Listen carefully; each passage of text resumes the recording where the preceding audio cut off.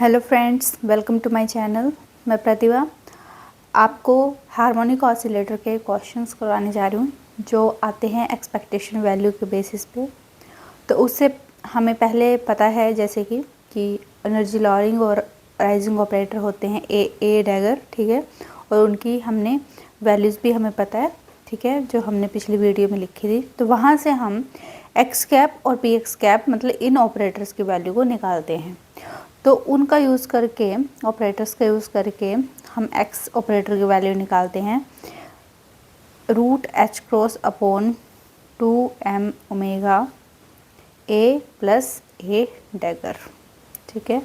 और आपकी P X cap की वैल्यू आती है minus iota root m omega H cross upon 2a minus A dagger.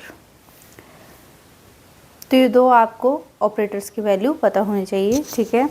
तो सबसे पहले हमारा बनता है, और दूसरा आपको ये भी पता है कि अगर ए को मैं एक स्टेट पे ऑपरेट करूं तो ये वैल्यू क्या देता है रूट एन, और इसको वन स्टेप लोअर कर देता है। वैसे ही ए डैगर को ऑपरेट करूं तो ये क्या करता है, आइगन वैल्यू देता है रूट एन प्लस वन और स्टेट को राइज कर देता है। तो हमें सबसे पहला क्वेश्चन पूछा जाता है find the expectation value of x. मतलब अगर हमें एक्स की एक्सपेक्टेशन वैल्यू बतानी है, ठीक है, मीन्स कि सेम स्टेट पे एक्स ऑपरेट हो रहा है, ठीक है। तो देखिए इधर लिखूँ मैं एन, एक्स की वैल्यू को क्या लिखूँगी, ये वाली, ठीक है। तो बाहर को ये तो बाहर आ जाएगा root H cross upon 2m omega, यहाँ क्या आएगा एन, एक्स की वैल्यू क्या है ए प्लस ए डैगर, और यहाँ एन। अब इसका काम है स्टेट को लोअर करना और इसका काम है राइज करना, ठीक है। मतलब ये भी इस स्टेट को चेंज कर देगा n माइनस वन से, और ये भी इसे चेंज कर देगा n प्लस वन से। तो देखिए क्या आएगा 2m omega n a n plus n a dagger n, ठीक है। तो यहाँ क्या आएगा root H cross upon 2m omega. अब इसकी वैल्यू क्या आने वाली है, ठीक है, ए इस पे ऑपरेट होगा तो क्या आइगन वैल्यू देगा n, ठीक है, n एज इट इज़, और इस स्टेट को कैसे चेंज कर देगा लोअर, ठीक है।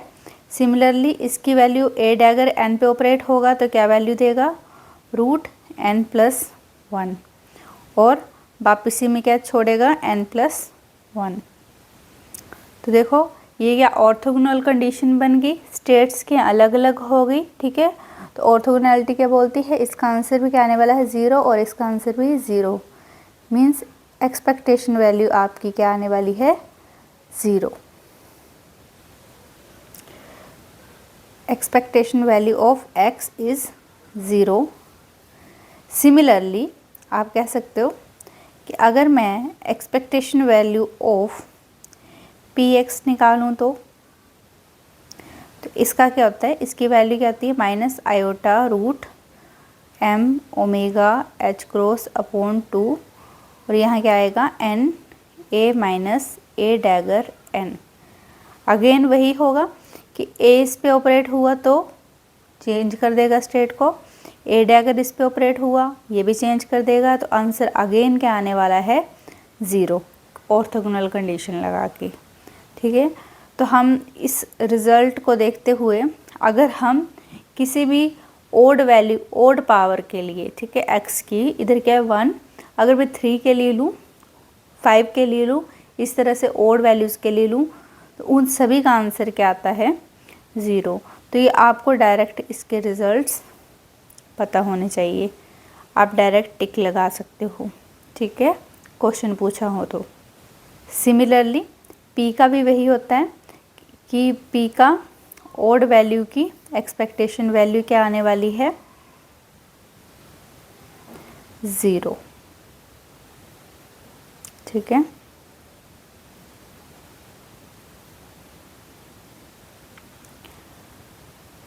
अब इसमें ध्यान रखने वाली बात ये है कि इसमें स्टेट्स क्या हैं, इस तरह से लिखने का मतलब है कि स्टेट्स ऐसे सेम हों, ठीक है। अगर ये इधर अलग अलग है तो हमें सॉल्व करना पड़ता है।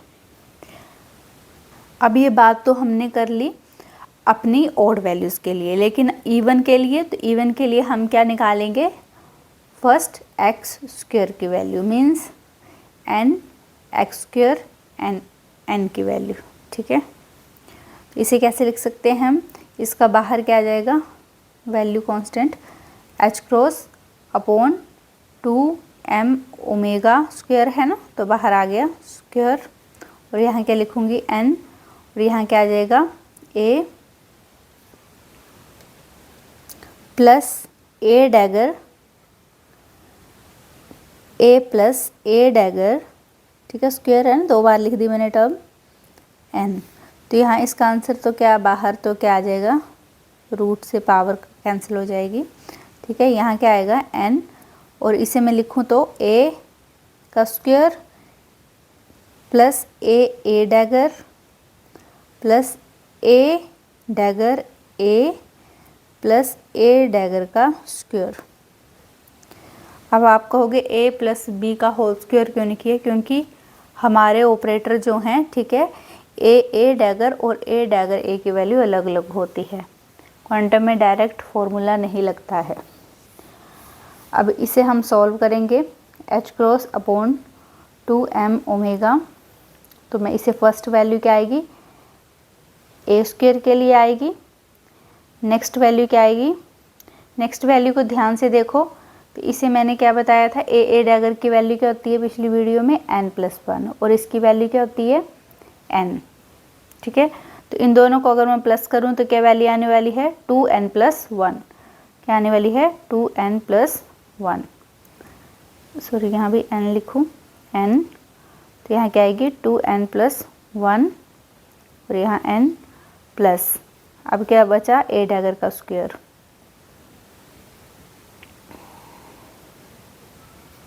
ठीक है।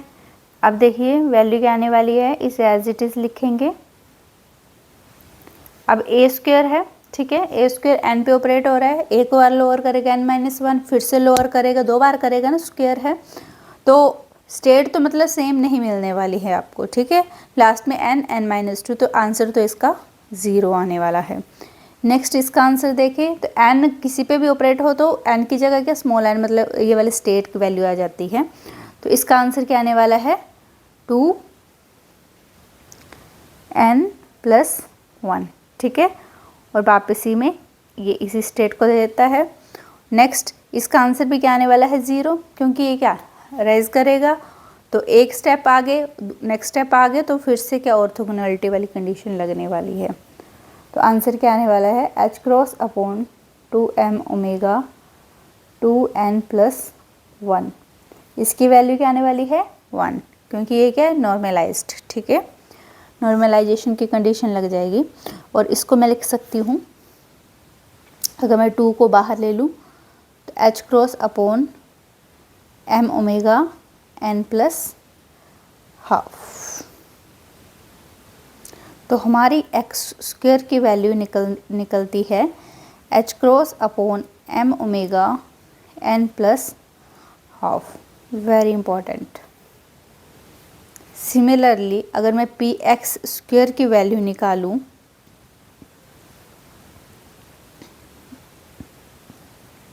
तो वो निकलती है h cross m omega n+12, मतलब m ओमेगा भी क्या ऊपर आ जाएगा, याद रखना इस तरह से कुछ।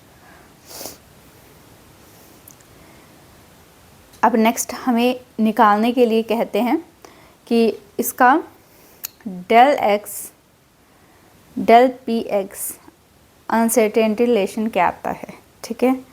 तो इसका आंसर होता है h क्रॉस n+12, ठीक है, और n की वैल्यू क्या होती है 0, 1, 2 सो अप टू। अगर आपको कहा हो कि इस रिलेशन को ग्राउंड स्टेट के लिए बताओ तो n क्या होने वाला है 0, मीन्स आंसर क्या आने वाला है h क्रॉस अपॉन 2।